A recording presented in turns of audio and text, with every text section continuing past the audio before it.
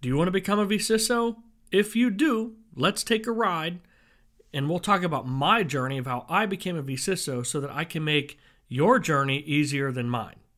In the late 90s, I started in desktop support. I read out of a book to help people solve problems until I could actually understand what the heck I was reading and understand it for myself.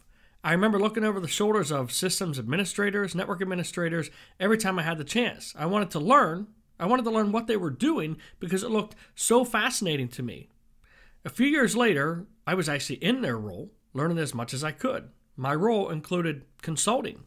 I found myself soon after working with over 100 different companies, literally, to help them design, build, and teach them to maintain their technology infrastructure.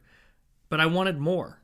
I studied hard, I took some classes, and I ended up taking my first job as a SOC analyst in defensive security. Once again, craving to learn, I wanted to study offensive security so that I can understand defense even better. So I quickly became a penetration tester. Soon after, I remember hearing the word compliance often, and then something about PCI. What was PCI? Stands for Payment Card Industry. Within a year or so after that, I became a QSA that was traveling to help other companies protect their customers' credit cards.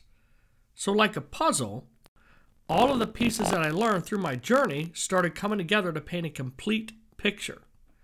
I was a good communicator. I understood business. I understood risk. I grew a passion for being the guy that was able to help a business understand the big picture. A few years later, after I founded my own company to provide these types of services, it allowed me to fulfill a dream. I was able to do these various things each and every day, but I was also able to hire a solid team and have them work beside me toward the same mission that I had. Years later, because I had a solid LinkedIn profile, I started seeing inbox messages from companies that wanted a contract vCISO, and they saw potential in me. Why though? I wasn't a certified CISO or even a vCISO. I couldn't possibly fill a role of that nature, of that size. I started looking at these various roles coming in. Even though I didn't have the title, I had the experience that they wanted. They wanted someone who could be strategic, but understood the big picture. I started taking some of these roles and was successful. I was helping companies push forward with their security posture as I was still growing in my personal career. My company was acquired last year, but I've loved my career so much that I stayed on with the company that I'm working for now, still serving in the role. So what is a vCISO?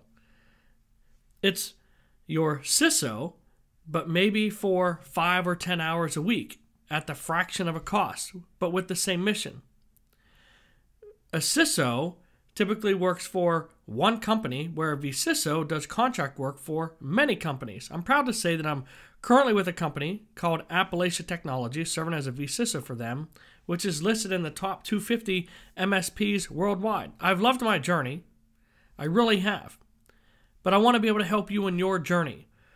The way to move forward in your career is to learn as much as you can about so many different things: offensive security, defensive security, GRC, communication, being able to talk to a business in their business language.